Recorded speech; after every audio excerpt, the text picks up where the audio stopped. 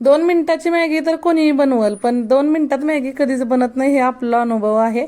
पावसाचं वातावरण आहे म्हणून इप्पी आणली ती करायला. आणि आमच्यात अशी तिखट तिखट छान आवडते सगळ्यांना.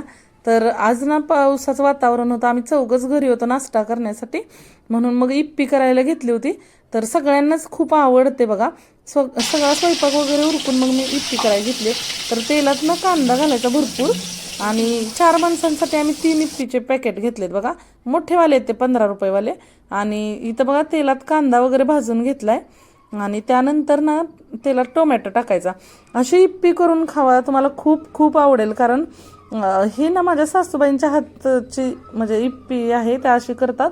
आणि त्यांचंच बघून मला करायची होती म्हणून मी करत होती. तर ना खूप आवडते मला अशी इप्पी. म्हणजे आपण नॉर्मली करतो मसाला वगैरे टाकून त्याचाच, तर त्याची टेस्ट आणि ह्याच्या टेस्टमध्ये खूप फरक आहे. आणि अशा प्रकारे जर तुम्ही इप्पी करून खाल्लीत ना, तर तुम्ही परत कधीच वेगळी इप्पी वगैरे करणार नाही, किंवा मॅगी. खूप छान असं करतात त्या. तर आपलं हे घरचं तिखट आहे बघा, एवढं टाकले. कारण असं जरा जास्तीचं होती ना भाजी, आणि तो मसाला एवढा काफी नाही होत तेवढा, म्हणून ही चटणी टाकली आपल्या घरची. थोडीशी हळद टाकली आहे. आणि हे बघा, हे जे पॅकेट असतात ना त्याच्या आतमध्ये बघा मसाला असतो, तर तोच मसाला टाकायचा. म्हणून मग त्यातलं हे काढत होते. तर 2 पॅकेटमधला मी मसाला ह्या तेलात कांद्यात परतवून घेणार आहे. 2 पॅकेटमधला काढलाय बघा. खूप भारी लागते अशी इप्पी. एकदा माझ्यासाठी तुम्ही अशी करून खाऊन बघा, आणि मला नक्की कळवा की कशी लागते इप्पी. हे असं ना 2 मसाल्याच्या पुड्या टाकून घेतल्या ह्याच्यात, आणि छान परतून घ्यायचं. आणि पाणी टाकायचं. तर इथं पाण्यात अजिबात कंजूसपणा करायचा नाही, कारण चांगली शिजली तरच छान लागते. म्हणून बघा पाणी टाकून घ्यायचं. मला एवढं कमी वाटलं पाणी, म्हणून अजून थोडं मी वाढवलं होतं, ते काही व्हिडिओमध्ये नाही आलं, तर तुम्ही बघू शकता. आणि तिसऱ्या पुडीतलं जे मसाला राहिलात ना, तो वरून असा टाकलाय बघा. हे बघा, मी थोडंसं पाणी ओतलं, कारण मला ते पाणी वाटत होतं की तेवढ्यात शिजणार नाही. इकडं उकळी आली आहे बघा आपल्या मिश्रणाला ह्या. आणि मग आता ह्याच्यात इप्पी फोडून टाकायची.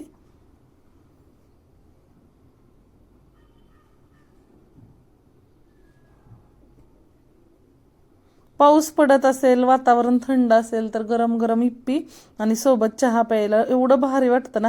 तुम्हाला आवडतं का हो तसं खायला सगळ्यांना? तर मला नक्की सांगा तसं. आणि कोणतेही वेगवेगळे पदार्थ, म्हणजे चकुल्या ज्याला वरणफळ बोलतात बघा, ते पण बघा छान वाटतं असं पावसाळ्याच्या वातावरणात गरम गरम खायचं तूप घेऊन. किंवा मग ज्याला गोड आवडत असेल त्याला गोड शेवयाचा ऑप्शन आहे.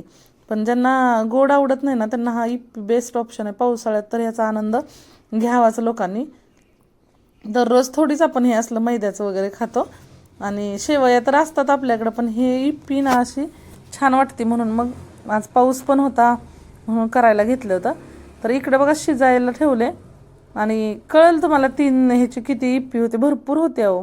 आणि मग आता ह्याला ना झाकण ठेवले. तुम्हाला मी नेहमी सांगत असते, आमच्या इथून नदी दिसते. तर ना तिन्ही खोलीतून, म्हणजे हॉल, बेडरूम आणि किचनमधून दिसते बघा. आता किचनमधून तुम्हाला मी नदी दाखवते. आत्ता पाणी वाढलंय, कारण पाऊस आलाय परत. असं वाटलं होतं पाऊस थांबवेल आपल्याला, पाऊस पाणी पाणी करायला लावेल, पण नाही, आला पटकन. हे टॉपिंग असतं ना, ते काढले बघा.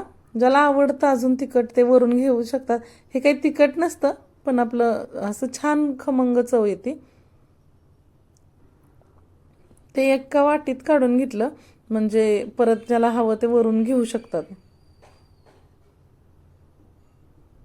आत्ता आत्ता अलीकडंच यायला लागले ना हे, पहिलं येत नव्हतं इप्पीमध्ये. इकडं आजी बघा आवरून बसले आंघोळ वगैरे करून नाश्त्यासाठी. आणि हे झाकण ठेवून शिजवून घेतलं. इथं चहा घेतलाय आणि अशा प्लेटा वगैरे घेतल्या ना, आम्ही हॉलमध्ये चाललोय बघा आता.